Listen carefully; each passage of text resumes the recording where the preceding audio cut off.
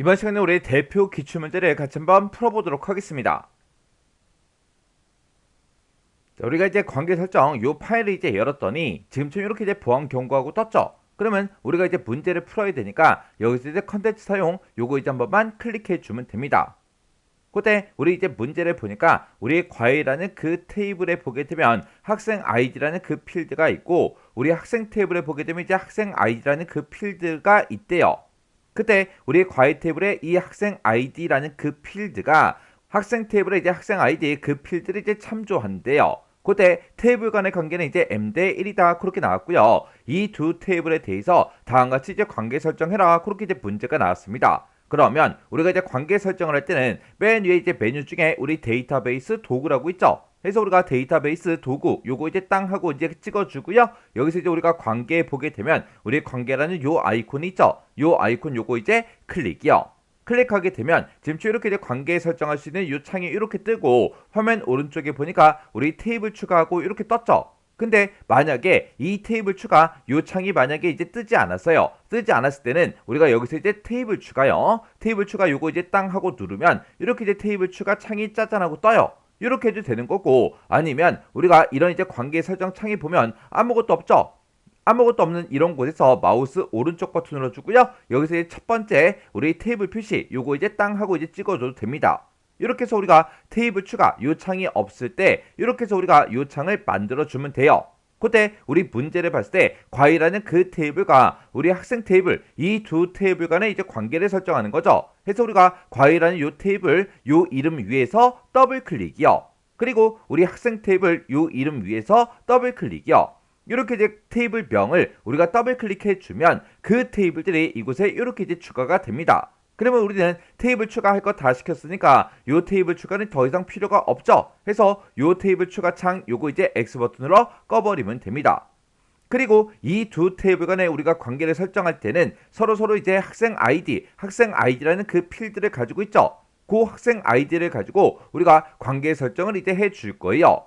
그때 우리 과외라는 그 테이블에 들어있는 그 학생 아이디라는 요 필드를 쭉 드래그해서 우리가 학생 테이블에다가 갖다 놔도 되는 거고요. 아니면 우리 학생 테이블에 들어있는 이 학생 아이디를 쭉 드래그해서 반대쪽 우리 학생 아이디 이곳으로 이제 갖다 놔줘도 돼요. 해서 아무거나 이제 선택한 다음에 우리가 마우스로 쭉 드래그해서 반대쪽 학생 아이디 그곳을 이제 갖다 놓게 되면 지금처럼 이렇게 이제 관계 편집하고 이렇게 이제 대화 상자가 짜잔하고 자동으로 뜬다고요. 그때 지금 이곳에 써져 있는 거 보게 되면 우리 학생 테이블의 학생 아이디다. 그리고 과외 테이블의 우리 학생 아이디다. 그렇게 써져 있죠. 그때 이 두 테이블 간의 관계를 설정할 때 이렇게 이제 학생 아이디로 이제 관계를 설정하는데 맨 밑에 보게 되면 관계 종류가 1대 다관계다 그렇게 떠요. 이 관계의 종류는 우리가 이제 변경시킬 수 있는 게 아니라 우리가 이렇게 이제 두 테이블 간의 관계가 설정이 될 때 자동으로 그렇게 이제 관계 종류가 나타납니다.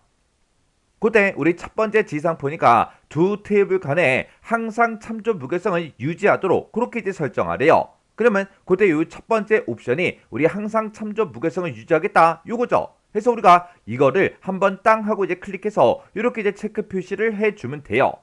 그 다음에 우리 두 번째 지상 보니까 학생 테이블에서 학생 아이디 그 필드가 이제 변경이 되면 이거를 이제 참조하는 과외라는 그 테이블의 학생 아이디 그 필드도 변경이 되게 같이 이제 변경이 되게 그렇게 이제 설정하라는 거죠. 해서 우리가 요 두 번째 거 관련 필드 모두 다 업데이트 해 달라. 요 두 번째 거 요거 이제 체크 표시를 이렇게 이제 해주면 됩니다. 그 다음에 우리 세 번째 지상 보니까 과외라는 그 테이블에서 참조하고 있는 그 학생 테이블의 그 레코드요. 그 레코드를 삭제할 수 없도록 그렇게 이제 설정하래요.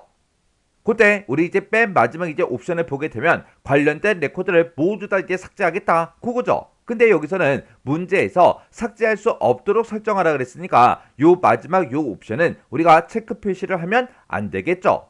해서 지금처럼 이렇게 이제 우리가 두 가지만 이렇게 이제 체크 표시를 해주면 돼요.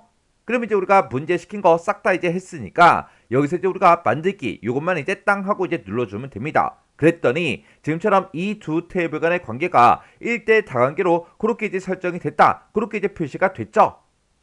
이렇게 해서 우리가 관계 설정을 해주면 돼요.